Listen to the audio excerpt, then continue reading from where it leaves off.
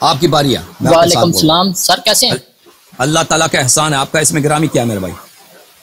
محمد مبین. مبین بھائی خیریت سے ہیں؟ آپ کس شہر سے کال کر رہے ہیں؟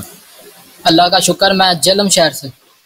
جہلم سے، زندہ باد. حکم کریں بھائی صاحب، کیا کر سکتے ہیں آپ کے لیے؟ اچھا، تو کوشچن آپ سے کچھ پوچھنے تھے جی. کہ اللہ کا شکر ہے آپ کے وسیلے سے اور باقی جو علماء ہیں جو حق لوگوں تک پہنچا رہے ہیں جی ان کی وجہ سے جو ہے حقائق مجھ تک پہنچے ہیں الحمدللہ. اور ابھی بھی جو ہے میرے دوستوں کے ساتھ جب بات وغیرہ ہوتی ہے تو وہ سوالات مجھ سے کرتے ہیں. جی باقی تو وہی کوشچن میں آپ سے پوچھنے آیا ہوں. اچھا، پہلے نمبر پہ تو یہ کہ سیکٹیرینزم کے بارے میں آپ کی کیا رائے ہے کہ یہ ہونا چاہیے یا نہیں ہونا چاہیے؟ خدا لم یزل نے اس کی سیکٹیرینزم کی مذمت میں قرآن پاک میں کیا فرمایا ہے، اور جو لوگ اس کو ٹھیک سمجھتے ہیں اور وہ کیوں سمجھتے ہیں اس طرح؟ سیکٹرینزم دیکھیں، جو ابھی موجودہ سیکٹرینزم چل رہا ہے، اس کے سیاسی وجوہات ہیں، جیو پولیٹیکل وجوہات ہیں. اس کے متعلق ہم بات کر چکے ہیں.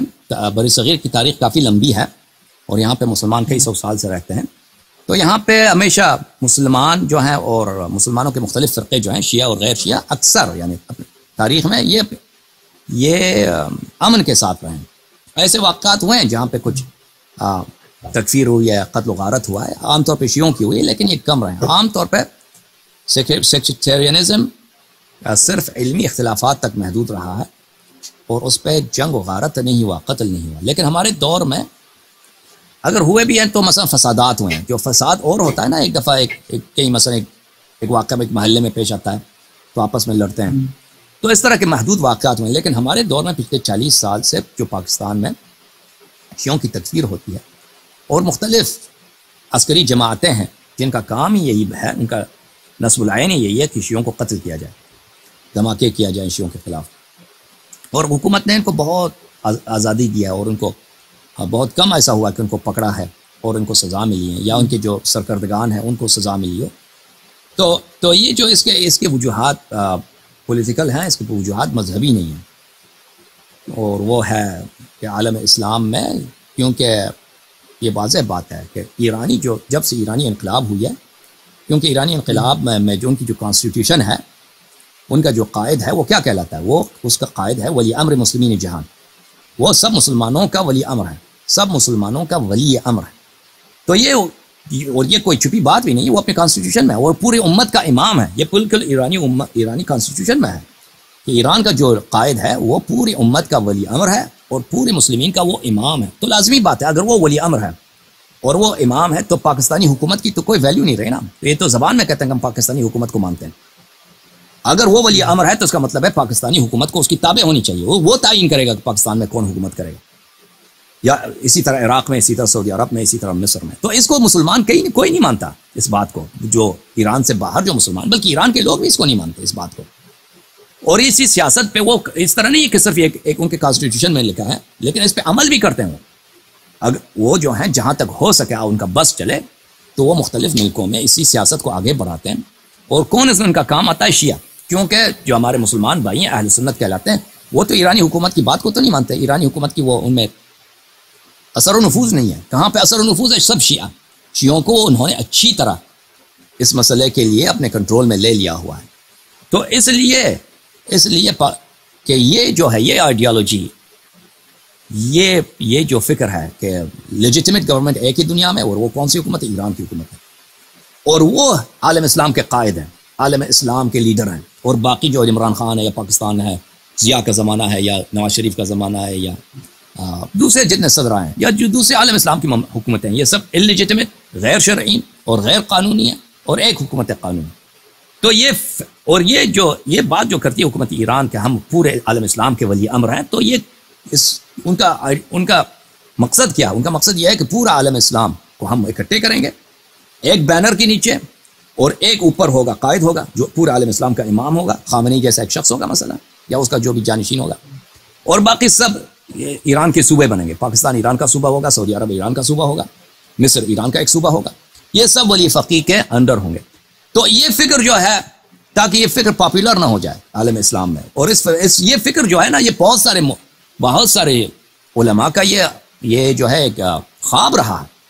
یعنی علامہ اقبال جو ہیں مثلا، ابو العلا مودودی، محمد حسن البنا، جمال الدین الافغانی، یہ سب ان کا خواب یہی رہا ہے کہ عالم اسلام اکٹھے ہو جائیں ایک لیڈر کے نیچے، اور پھر دوبارہ خلافت کی تاسیس ہو اور ایک سپر پاور بن جائے عالم اسلام، مراکش سے لے کر انڈونیشیا تک ایک ہی یونٹ بن جائے، ایک ہی گورنمنٹ ہو. تو اس بات کے لیے کوئی حکومت عمل نہیں کرتا. اس بات کو عملی جامہ پہنانے کے لیے صرف حکومت ایران اس پہ کام کر رہا ہے، لیکن اس کا ساتھ دینے والا کوئی نہیں ہے، کیونکہ وہ ایران کی بالادستی کو قبول کرنا پڑے گا. تو اس کے لیے دو چیزیں ان کے لیے مفید ہیں عالم اسلام میں. ایک ہے کہ شیعوں کی تکفیر کیا جائے، کیونکہ جب مسلمان سیکٹرین ہوں گے تو وہ کبھی ایران کی بالادستی کو قبول نہیں کریں گے.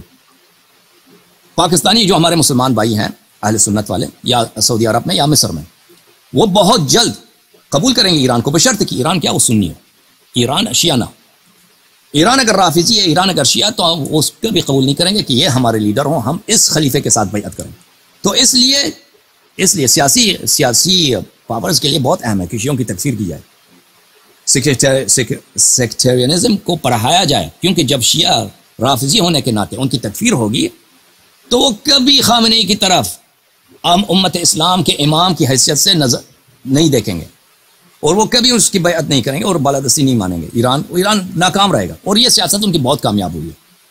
جب انقلابی ایران ہوا تھا، بہت سارے شیعہ ہمارے اہل سنت کے علماء نے انقلابی ایران کی بہت تائید کی تھی اور بہت اس کو ویلکم کیا تھا. جماعت اسلامی کا ایک وفد گیا تھا ایران، اور انہوں نے آفر دیا تھا خمینی صاحب کو کہ ہم آپ کے ساتھ بیعت کریں گے، آپ مسلمین کے خلیفہ ہونے کیسے سے آپ کے ساتھ بیعت کریں گے. تو سعودی عرب اور جو امریکہ والے ہیں وہ تو بیوقوف تو نہیں، وہ ان کے پاس اس کا توڑ کیا تھا کہ شیعوں کی تکفیر کیا جائے. اور اس کے علاوہ جو پاور بیس ہے ایران کا مختلف ملکوں میں، جو پاور بیس ہے یہ پاکستان میں، افغانستان میں یا مختلف وہ شیعہ ہیں، جو اہل سنت نہیں ہے، شیعہ ہیں. تو اگر یہ شیعہ ہمیشہ خوف زدہ ہوں، شیعہ ہمیشہ اس فکر میں ہوں کہ ہمیں کیسے قتل نہ ہو، تو وہ کبھی، اگر کوئی بھی ایسی جماعت ہے دنیا میں کہیں بھی ہو نا، مثلا کوئی بھی فرقہ ہو، تو وہ اس کا خوف یہی ہے کہ ہم کیسے قتل نہ ہوں، تو وہ کبھی موبلائز نہیں ہوں گے کہ وہ کوئی بڑی ہدف کو حاصل کریں، کیونکہ اس کے سامنے سب سے بڑی جو امیڈیٹ جو پرابلم ہے وہی ہے کہ وہ قتل ہو رہے ہیں. تو پاکستان میں شیعوں کو، ایران کا پاور بیس ہے شیعہ، تو ان کو قتل کرو، ان کو مارو. یہ خوف زدہ رہیں گے، یہ کبھی اپنی مذہبی پلیٹ فارم پہ کو سیاسی پلیٹ فارم پہ تبدیل نہیں کر سکیں گے، کیونکہ یہ ان کے پاس یہ پرابلم ہے کہ یہ قتل ہوتے ہیں، یہ ذبح ہوتے ہیں، یہ موبلائز نہیں ہو سکتے.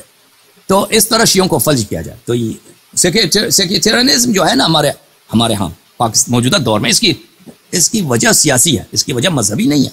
مذہبی لحاظ سے ہمیشہ جو ہے مسلمانوں میں اختلاف رہا ہے، اور بعض دفعہ فسادات بھی ہوئے ہیں، لیکن اس طرح نہیں تھا کہ مسلسل ایک طائفے کو قتل کیا جائے اور اس کے لیے عسکری تنظیمات ہوں ان کو قتل کرنے کے لیے، اور ان کی کوئی گرفت نہ ہو، جو ہمارے دور میں اس طرح ہے. اور یہ صرف پاکستان میں نہیں ہے، بہت سارے ملکوں میں اس طرح ہے کہ شیعوں کے خلاف ڈسکرمنیشن ہے، اور ان کے نہ صرف ڈسکرمنیشن ہے بلکہ ان کی تکفیر ہوتی ہے، وہ ان کے خلاف وارداتیں ہوتی ہیں.